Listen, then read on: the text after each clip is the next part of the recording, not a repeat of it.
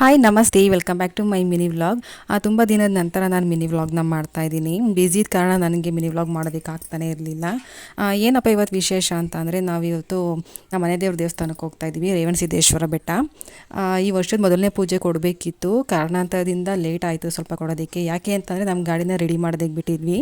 ಗಾಡಿ ರೆಡಿಯಾಗಿ ಬಂದಮೇಲೆ ಗಾಡಿ ಪೂಜೆ ಮಾಡಿಸ್ಬೇಕಿತ್ತಲ್ವ, ಹಾಗಾಗಿ ಒಟ್ಟಿಗೆ ಹೋಗಿ ಪೂಜೆ ಮಾಡಿಸ್ಕೊಂಡು ಬರೋಣ ಅಂತ ಹೇಳ್ಕೊಂಡು ಇವಾಗ ಮನೆಯವರೆಲ್ಲ ಹೊರಟಿದ್ದೀವಿ. ಮನೆಯಿಂದನೇ ತಿಂಡಿ ರೆಡಿ ಮಾಡ್ಕೊಂಡು ಬಂದಿದ್ದೆ. ಆನ್ ದ ವೇ ಅಲ್ಲೇ ತಿಂಡಿ ಎಲ್ಲ ತಿಂದ್ಕೊಂಡು ದೇವಸ್ಥಾನಕ್ಕೆ ಹೊರಟ್ವಿ. ಬೆಟ್ಟ ಹತ್ತೋದಕ್ಕೆಲ್ಲ ಸ್ಟಾರ್ಟ್ ಮಾಡ್ಕೊಂಡ್ವಿ. ತುಂಬಾ ಕೋತಿಗಳೆಲ್ಲ ಇದ್ವು ಅಲ್ಲಿ. ನನ್ನ ಮಕ್ಕಳು ನೆಡ್ಕೊಂಡು ಹೋಗೋದಕ್ಕೆ ಅಲ್ಲಿ ಭಯ ಪಡ್ತಾಯಿದ್ರು, ಕೋತಿಯಲ್ಲಿ ಕಚ್ಬಿಡುತ್ತೋ ಹಿಡ್ಕೊಂಬಿಡುತ್ತಾ ಅಂತ. ಅವ್ರನ್ನೂ ಎಲ್ಲ ಕರ್ಕೊಂಡು ಬೆಟ್ಟ ಹತ್ಕೊಂಡು ಮೇಲೆ ಬಂದ್ವಿ. ಅಭಿಷೇಕಕ್ಕೆ ಬರೋಣ ಅಂತ ಅಂದ್ಕೊಂಡಿದ್ವಿ, ಲೇಟ್ ಆಗೋಯ್ತು. ಅಭಿಷೇಕ ಎಲ್ಲ ಆಗಿ ಆಗಲೇ ಪೂಜೆ ಎಲ್ಲ ಆಗ್ಬಿಟ್ಟಿತ್ತು, ಮೊದಲನೇ ಪೂಜೆ. ನೆಕ್ಸ್ಟ್ ಟೈಮ್ ಇನ್ನೊಂದ್ಸಲಿ ಯಾವಾಗಾದರೂ ಬರೋಣ ಅಂತ ಹೇಳಿಬಿಟ್ಟು ಅಲ್ಲಿಂದ ಹೊರಟು ಬಂದ್ವಿ. ದರ್ಶನ ಎಲ್ಲ ಚೆನ್ನಾಗಾಯಿತು.